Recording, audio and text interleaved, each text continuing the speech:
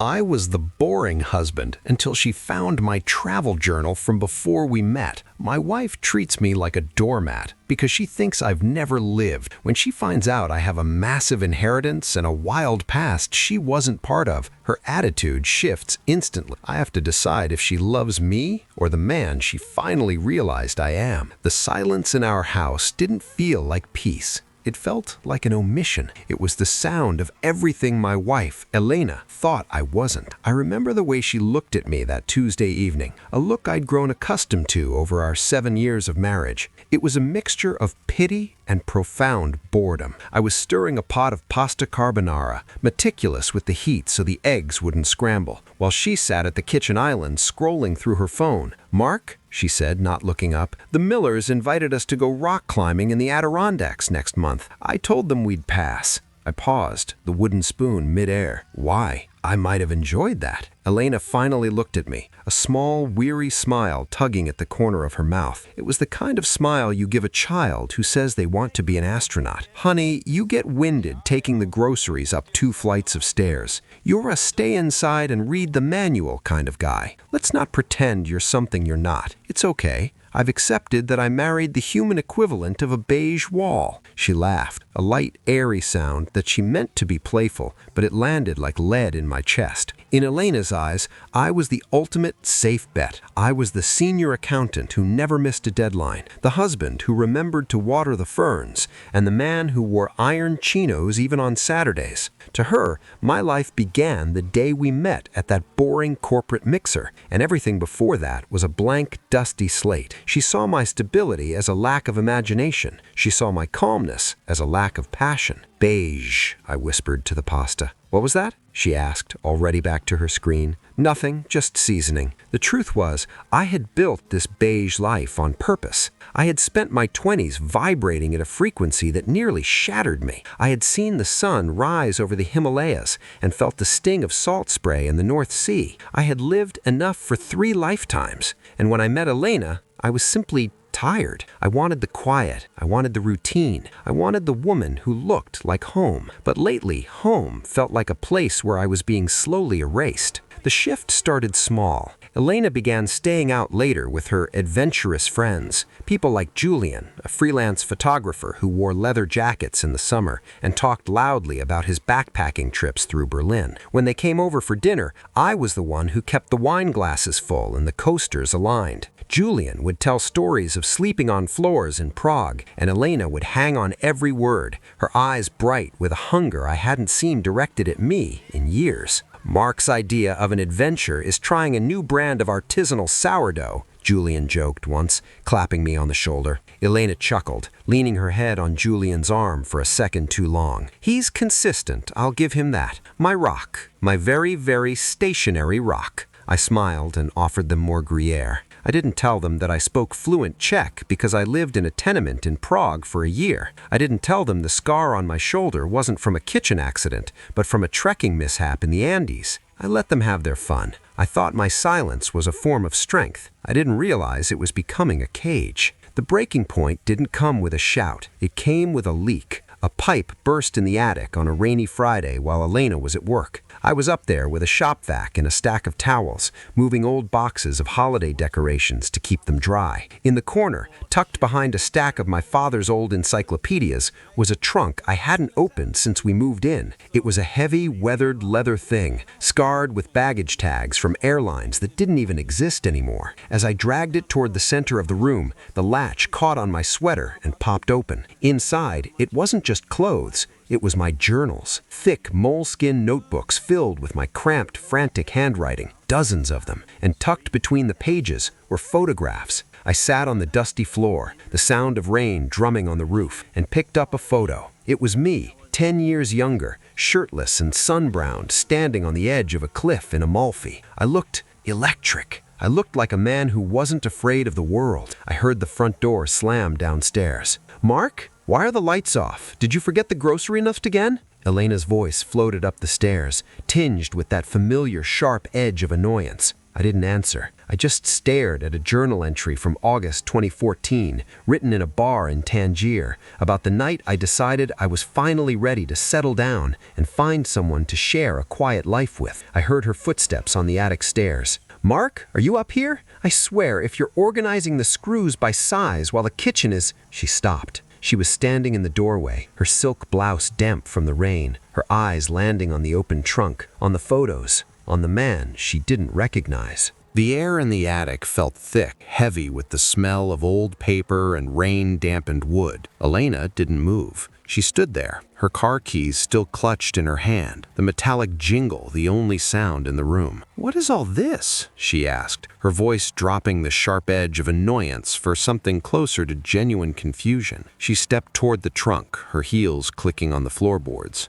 I didn't close it. I didn't hide the photos. I just sat there on the floor, my legs crossed, feeling the ghost of the man in the pictures, the man who had hitchhiked across the Anatolian plateau, staring back at me. "Just some things from before," I said quietly, "before we met." Elena reached down and picked up a photograph that had fluttered to the floor. It was a shot of me in a crowded, neon-lit street in Tokyo, laughing with a group of locals, a deep scar visible on my forearm that I usually kept covered by long sleeves. "Is this you?" she whispered. She turned the photo over, seeing the date and a scribbled note in Japanese. "Mark, you told me you'd never been out of the country except for that one trip to Toronto with your parents." "I never said that, Elena," I replied, looking her in the eye. "You assumed that, and whenever I tried to talk about my past, you'd yawn or tell me about your day at the gallery. After a while, I just stopped trying to compete with the version of me you'd already decided was real." She didn't hear the sting in my voice.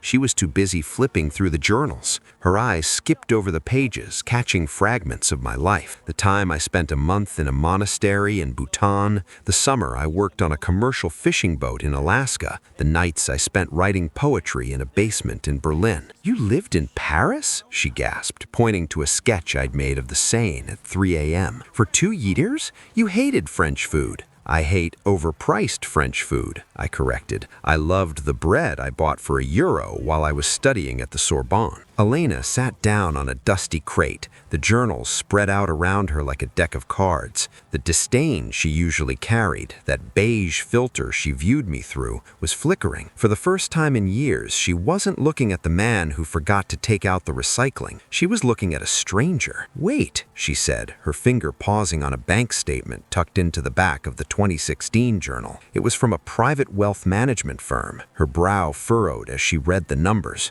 "Mark, what is this? This says trust distribution. These figures, they can't be right." I felt a coldness settle in my stomach. That was the part I had guarded most fiercely, not the adventure, the security. My grandfather was an early investor in several shipping firms. He left me a significant amount. I've never touched the principal. I don't need to. My salary covers our life, and I like working. Elena looked at the balance, a number with enough zeros to change a life 10 times over, and then looked at our cramped attic. She looked at my faded sweater. Then she looked at me. "You're rich," she breathed. It wasn't a question. It was a revelation. "We've been living on your mid-level accountant salary, worrying about the mortgage, and you have this? Why didn't you tell me? Why have we been living like this?" "Because I wanted a partner, Elena, not a passenger. I wanted someone who loved the beige man, someone who loved the routine, the quiet, the person I chose to become after I was done running. If I had led with the money and the stories, I would have never known if you actually loved me." She stood up, the journal shaking slightly in her hand. "You lied to me. By omission, you lied to me every single day. You let me think you were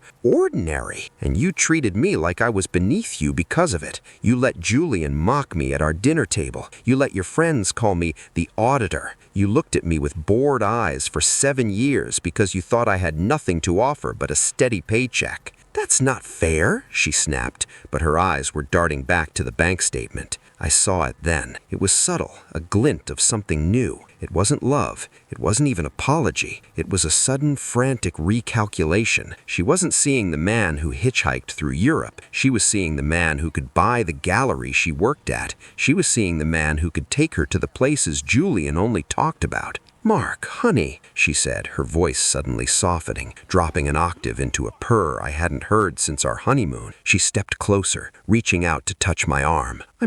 I'm overwhelmed. I didn't realize you were holding all this inside. We should finally celebrate this. We should finally take that trip to Greece, the real Greece. You could show me everything." She looked at me with wide, shimmering eyes. The boredom completely vanished, replaced by a terrifyingly bright hunger. I looked at her hand on my arm. It felt heavy. It felt like a tether. "Is that right?" I asked. "You want to see the real Greece, or do you just want to see the version of me that can pay for it?" "You can't say that," she whispered, leaning in. "I'm your wife. I finally feel like I know you." I smiled, but there was no warmth in it. "No, Elena, you finally think I'm worth knowing. There's a difference." I picked up the trunk, closed the lid, and locked it. I didn't put it back in the corner. I carried it past her, down the stairs, leaving her standing in the dusty light of the attic, clutching a photograph of a man she never bothered to ask about. The next few days were a masterclass in psychological whiplash. The woman who had sighed when I spoke about my day at the office was gone. In her place was a doting, inquisitive stranger who seemed to have developed a sudden, intense interest in my every thought. "Mark, darling, I made that sea bass you liked from that little bistro in Marseille," Elena said, setting a plate down with a flourish. She had spent the afternoon shopping, not for groceries,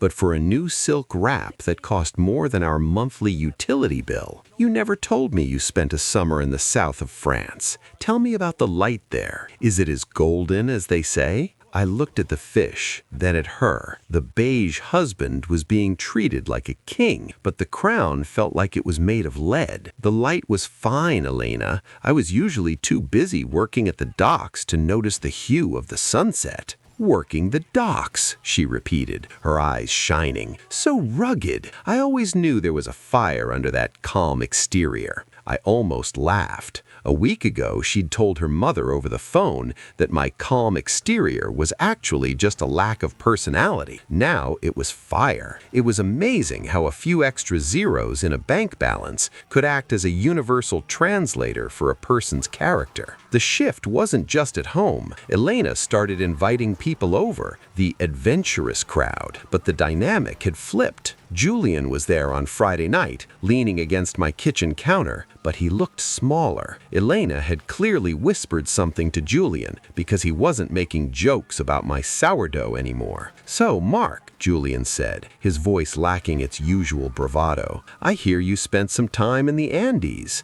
I've always wanted to do the Inca Trail, but, the permits are a nightmare." "I didn't take the trail," I said, sipping my water. "I went through the back routes with a group of local miners. No permits, just a lot of coca leaves and altitude sickness." The room went quiet. I saw Elena beam with pride, as if she had personally discovered a rare artifact. She reached out and squeezed my hand, her diamond wedding ring catching the light. "My husband is full of surprises, aren't you, honey? We were thinking maybe we should look at houses in the Highlands, something with a view, something that matches our true lifestyle." Our true lifestyle. I felt a cold prickle of realization. She wasn't falling in love with me. She was falling in love with a brochure. She was curating a new version of our life, where I was the rugged, wealthy protagonist, and she was the glamorous co-star. The beige man had been painted over with gold leaf, but underneath, I was still the same person, the person she had looked down on for 7 years.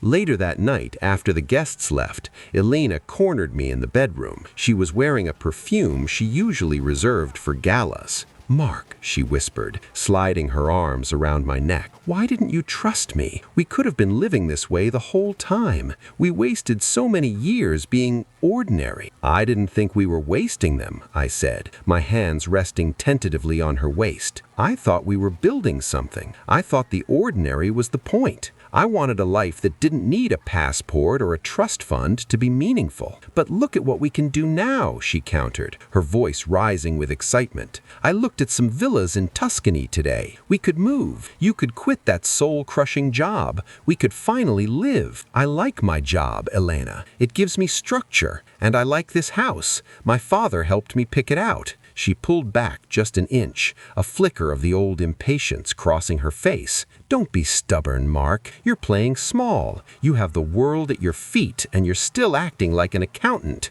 The mask slipped for just a second. The disdain was still there, the belief that who I chose to be wasn't good enough. She only valued the parts of me that were loud, expensive, or exciting. The man who liked to water the ferns and read the manual was still an embarrassment to her. He just happened to have a very large bank account now. I lay awake that night listening to her rhythmic breathing. I realized that the discovery of my past hadn't saved our marriage. It had indexed its price. I decided then that I needed to know for sure. I needed to know if there was any part of her that still loved the man who stirred the pasta carbonara, or if she was already packing her bags for a version of me that didn't exist anymore. The next morning, I told her I had a meeting with my wealth manager. "Oh, should I come?" she asked, already reaching for her blazer. "No," I said, my voice steady. "This is just some boring paperwork, taxes, distributions, that sort of thing. But why don't you look into those Tuscany villas?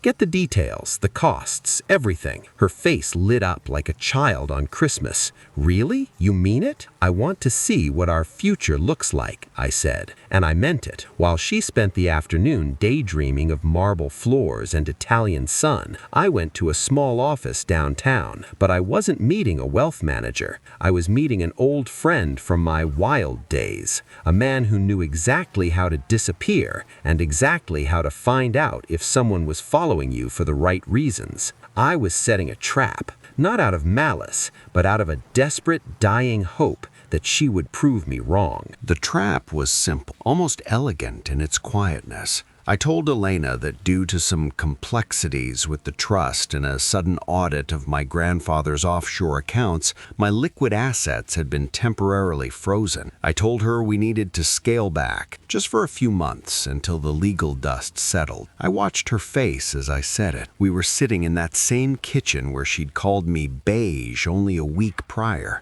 The light in her eyes didn't just dim, it extinguished. "Frozen?" she repeated, the words sounding like a broken glass in her mouth. "But the villa? I already sent an inquiry for the one in San Gimignano. I told Julian we were hosting a New Year's bash there." "We'll have to cancel," I said, my voice intentionally weary. "In fact, to cover the legal fees, I might have to take out a second mortgage on this house. It's back to the accountant's salary for a while, Elena. Maybe even tighter." She didn't reach for my hand this time. She didn't tell me we'd get through it together. She stood up and walked to the window, staring out at our modest backyard. "So we're back to this?" she whispered. "Back to being ordinary? Is that so bad?" I asked, leaning forward. "We have each other. We have the life we built before the journals. Wasn't that enough?" She turned around, and for the first time I saw the raw, unfiltered resentment she'd been masking with adventure. "It was never enough, Mark. I was waiting for you to become someone. I thought the money in the past meant you were finally that person. Now you're telling me it was just a glimpse of a life I'm never going to have?" The confrontation escalated quickly. Within 48 hours, the doting wife was gone. The sea bass was replaced by cold silence. She started taking long walks that turned into hours-long disappearances.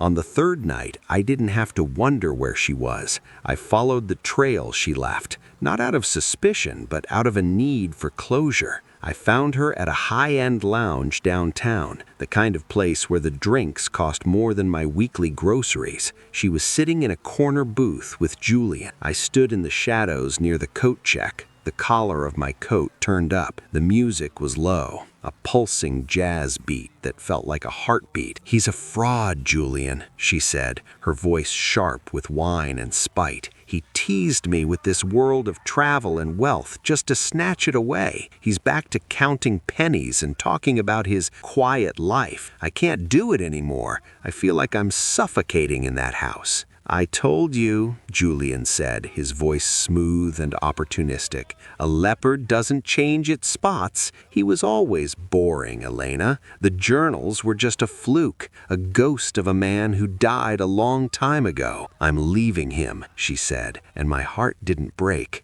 It stayed perfectly still. "I've already spoken to a lawyer. If those accounts are frozen, I want my share of the house and the savings. I'm not spending another year being the accountant's wife." I stepped out from the shadows then. The look on her face wasn't guilt. It was pure, unadulterated shock. "Mark," she gasped, clutching her glass. "What are you doing here?" "I was looking for the woman I married," I said, walking slowly toward their table. Julian tried to stand, but I gave him a look, the look of the man who had stared down wolves in the Siberian tundra, and he sat back down, suddenly very interested in his gin and tonic. I looked at Elena. "The accounts aren't frozen, Elena. There is no audit. There are no legal fees." She froze. "What?" "It was a test," I said quietly. "I wanted to see if you loved the man who lived those stories or just the stories themselves. I wanted to see if you could love the beige husband when the gold leaf was gone. Mark,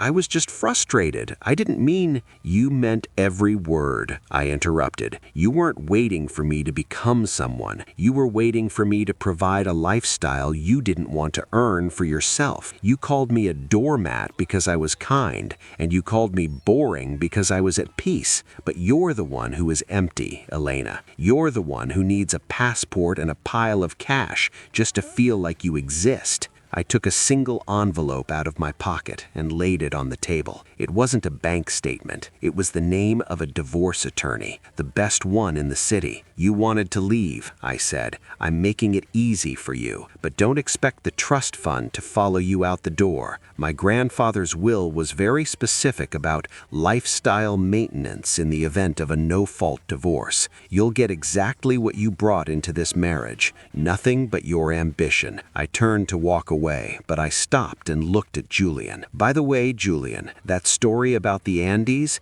it wasn't a fluke. I survived that mountain because I knew when to cut the dead weight. I suggest you learn to do the same." I walked out of the lounge and into the cool night air. For the first time in 7 years, I didn't feel like an accountant. I didn't feel like a traveler. I just felt free. Once Elena realized the legal ironclad nature of the premarital trust, the fire in her eyes turned to a cold, businesslike efficiency. There were no more dramatic pleas for the real grease. No more attempts to rekindle a flame that had never truly burned for me. She moved out on a drizzly Tuesday, the same kind of day I had found the journals. I watched from the porch as she loaded her designer suitcases into a taxi. She didn't look back at the boring house or the beige man she was leaving behind. She was chasing a horizon that always stayed just out of reach. And for the first time, I didn't feel the need to chase it with her. For a few months, the silence in the house was heavy. I kept my job at the accounting firm. My colleagues noticed a change, though they couldn't quite put their finger on it. I still wore the ironed chinos, and I still arrived at 8 a.m. sharp, but there was a weight to my presence now, a quiet confidence of a man who no longer had anything to prove. I eventually sold the house. It held too many ghosts of the person I had pretended to be to keep a dying marriage alive. I moved into a small, sun-drenched apartment overlooking the river. It's simple, sparse, and filled with books. I still have the leather trunk, but it isn't tucked away in an attic anymore. It sits in my living room, serving as a coffee table. Sometimes when the evening light hits the river just right, I open one of the moleskins and read. I don't read them to mourn the man I was. I read them to remind myself that the ordinary life I lead now is a choice. It is a luxury I earned through years of chaos. I've started traveling again, but differently. No more hitchhiking through war zones or sleeping on fishing boats. Last month, I went to a small village in the Cotswolds.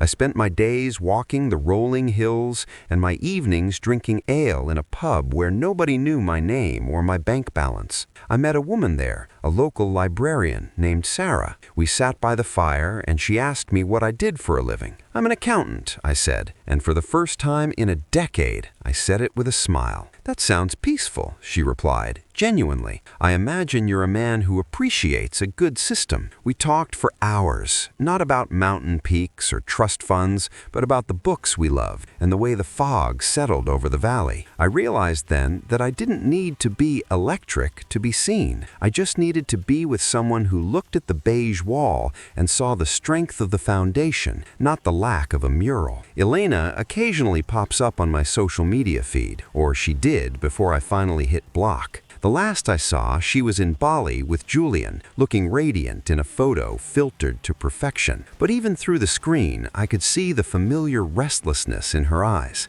She was still looking for the next adventure, the next story, the next man who could provide a backdrop for her life. I closed my laptop and went to water my ferns. I used to think my past was a secret I had to keep to protect my future. Now I know that my past is just a part of the map that led me here. Life isn't about the grand adventures we tell people about at dinner parties. It's about the quiet moments we're willing to protect when the world stops watching. I am no longer the husband who was too boring. I am the man who finally knows what he's worth, and that, I've found, is the greatest adventure of all. We often think that being exciting is the price of admission for being loved. We hide our scars, our wealth, or our quietness because we fear being ordinary. But the right person doesn't need you to be a mountain climber or a millionaire. They just need you to be real. My question for you is this: have you ever felt like you had to hide a part of yourself just to keep someone interested? And was the person they loved actually you, or just the mask you were wearing? Tell me your story in the comments. I'd love to hear your thoughts. If this story resonated with you, please consider subscribing for more tales of human heart and hidden truths. Until next time.